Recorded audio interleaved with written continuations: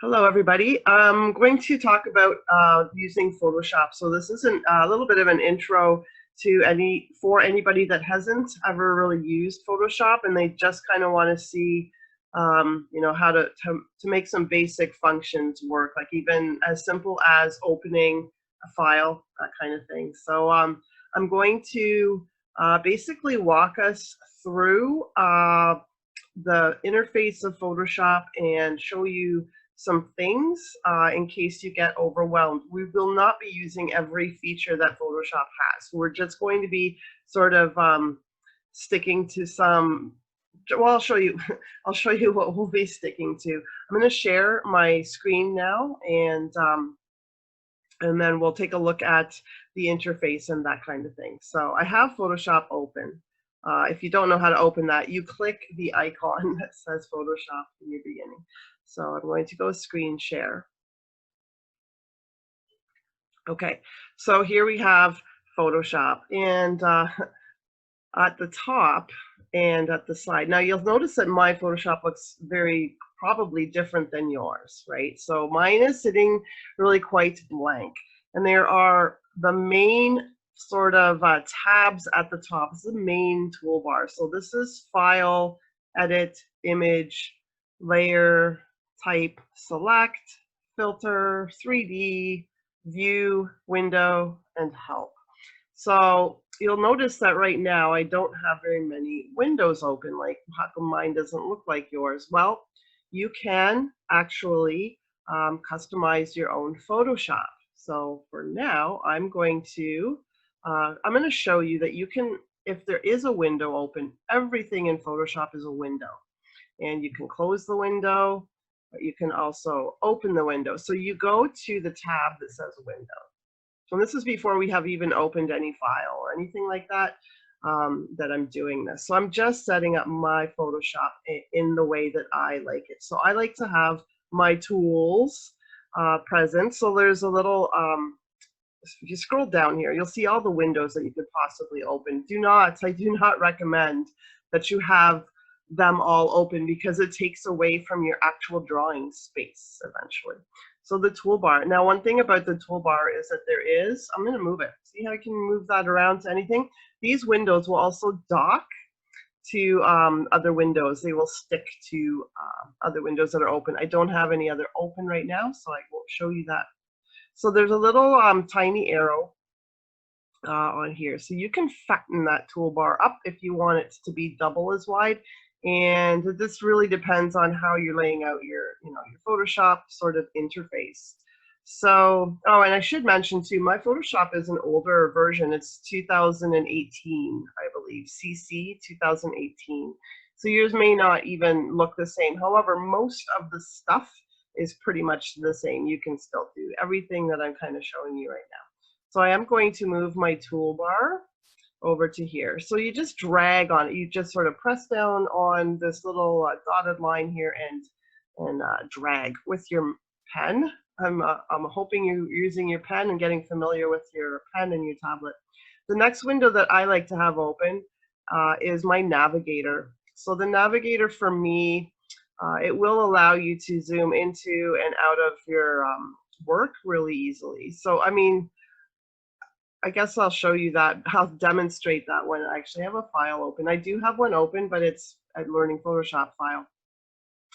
And usually I set that up to the side, and then I will open up the other most important window that and I think it defaults to open when you first get Photoshop, and that's the layers window right here. So layers, and mine's full right now. I do have a file open, but we won't take a look at that just yet. I'm going to open a new file so that we can actually start fresh. I'm going to make this a little bit, oh, you can also change the size of your windows as well. So you kind of hover on the edges until you find an arrow, and then on the side, just like any other window, you can scroll and so on and so forth. So let me just move that over to here. Make my interface really nice. You can actually, once you have your interface set up the way you like, you can actually save your workspace. So you can see I have my own versions here of workspaces and whatnot. So I believe I'm on, let me go to one that I have saved. Yep, and it looks pretty much the same. my navigator is actually hiding so underneath my my window here. So yep, that's my layers. That's all I need. So I'm going to open a file. I'm going to show you how to open a file, but just basically you can move windows around, you can save your workspace, you can load up previous workspaces and that sort of thing. I should also mention regarding workspaces, there is a tab way over at the side, right underneath the close button, and then two over, there's a little icon, this one here, it's the middle one. So that's your different workspaces as well. You can access them, but Photoshop has default workspaces. So if, for example, you want to do motion, that's all you're sort of focusing on, it will actually pop up windows that are relevant to creating animations, or I believe it defaults to essentials. But yeah, I've just modified my workspace. Now I'm going to open a file. Control N, get to know your hotkeys. Control N will open a file. Give that a try. Control N. But the other way, the slowpoke way, and everything about our industry, either animation or video games, is actually about time. So the sooner you learn hotkeys, the better, but I'll do it the slow way here. Control N is new. So we're going to open a new file. And it's going to give us a whole bunch of parameters here. It looks a little bit intimidating, but let's just, I don't know, let me see. Let's just go ahead with one of the default ones, I suppose. And you'll notice that they're set up in pixels. You can change, yours might default to inches. If you click on the word inches or pixels, you can change your settings for your dimensions of your file. So basically what we're setting up is a blank piece of paper. And you can set it to inches or centimeters, millimeters, points, because we work with pixels. In the animation industry and in the video game industry, we work with pixels. So make sure that's set to pixels. It's not a big deal if when you're just sort of farting around with stuff that you change it to inches either. So I'm going to go ahead and create a kind of a wide file. I'm going to go 10 inches by 8 inches, which is a standard piece of paper, basically. And then I'm going to create. Don't worry about the other stuff too much. When a situation comes up where you need to have, you know, certain resolution or color modes, your director or teacher or whoever will let you know what that is. But for now, it just kind of defaults 72. I think it might default to 300, or at least mine does. It basically sort of saves the last setting that you had. All right, let me hide that again. So here we have a piece of paper, basically. This is our canvas. And I'm going to, just again, with a window, right, you can drag those. Now, often these will open. See that blue light lining that happens? That means that this document, this new canvas, is going to actually attach itself. Let me try that again. No, it's not working. So there we go. Oh, no, that's not it either. So sometimes if you double click, it'll expand and everything disappears. Just double click it back.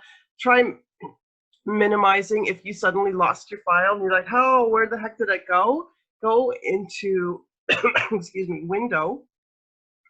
And way down at the bottom, it'll show you your documents that are open. So I do have week 1 slideshow open, but I don't want to talk about that just yet.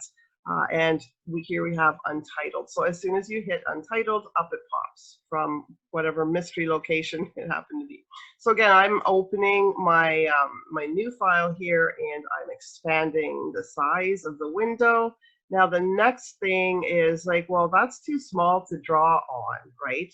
So this is why I have my navigator, because if you'll notice that navigating will allow you to zoom in and so on and so forth.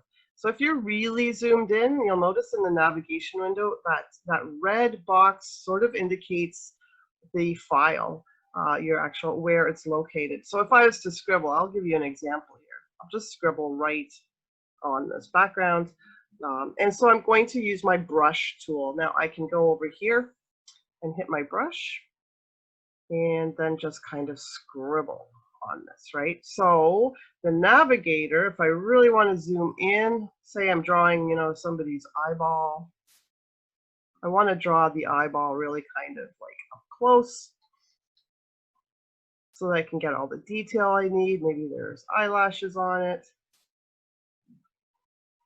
that sort of thing. So now I have this eyeball, but if that's me zoomed in. So you can see on this navigation pane here that I can actually go anywhere I want to on this. So I'm going to zoom out, right? So if I was to draw an eyeball like with this sort of size, I'm not going to get a lot of nice detail and refining of my line work at all.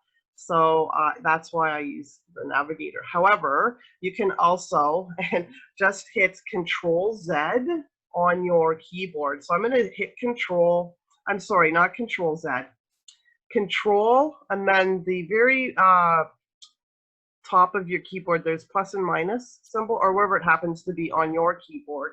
You hit Control, and if you hit minus, it will zoom out. And if you hit plus, it will zoom in. So there are multiple ways of doing things in Photoshop always. So there's always the hotkeys on your keyboard, and then there's the snail way of doing things. And also, just talking about zoom, there is a magnifying glass tool here down at the bottom of our toolbar, right? Or you can hit Z. So that just brings up, and it just takes a lot more clicks that way. I find just using the slider on the navigator is just so much faster. And then you can like literally navigate around, because with the zoom, you're kind of limited to just sort of that location within your screen. So I prefer that, but it's up to you. Get to know your zoom, and Control plus and minus as well. And so there's no set in stone way actually of working with Photoshop. I know that it really depends on what my brain fart happens to be doing, whether I use Control plus or minus or whether I use the navigator. So I will use both techniques constantly. They just, and it's going to be that way for brush. Sometimes I actually navigate to my toolbar brush, which is about 1, 2, 3, 4, 6, 7, or 8 down. Or sometimes I'll just hit B. So B for brush. Now, another thing is that there are multiple hotkeys for every one of these tools. There are multiple hotkeys. Now, I have done something here in my, oh, I made a person. I made a monster. Anyways, one thing that you'll want to notice in this layers is that you should never, ever, ever actually draw on the background. So I know I did. I'm going to erase all of that stuff. So you can't erase on the background. It doesn't work. There is an eraser tool, or press E, but you can't erase on that. So you want to actually paint with white. Right, so I'm just gonna paint with white right now, right on top of it. So how do I paint with white? Well, how come it's black? Well, that brings us to our color stuff. So down at the bottom of your toolbar is 2 little boxes. One is your background color and one is your brush color. The foreground color is the brush color. So here I can change my black brush to, I can just navigate this. As soon as you click that, this color picker window comes up. So that's how you change color. So now I am going to, there's 2 ways. I could just sort of paint this all away with white just to start again, to have a nice fresh canvas. Or I could actually have just gone into Control Z, which is the undo. And I'll show you undo. Actually, I will go ahead and do undo right now. At the top of the Photoshop file or window is File, right? So that's how we open a new file. But there's also Edit. And in Edit, there is the Undo Brush tool, which is Control Z. And then if you want to keep stepping back and undoing and undoing and undoing, you hit Alt Control Z. So I'm going to go ahead and do that. So Alt, well, I actually say it's Control Alt Z. So Control Alt C. This is me undoing my white brush, and now I'm undoing all of my black brush work. So that's another way of doing it. And then the other way is to actually create a new layer, dump with a paint bucket tool, or K, or I believe it's G. Then you'll just want to dump your white color right on that, and then you can collapse it. Now, generally, you should be able to drag these layers. And so right now we only have the one layer, the background layer.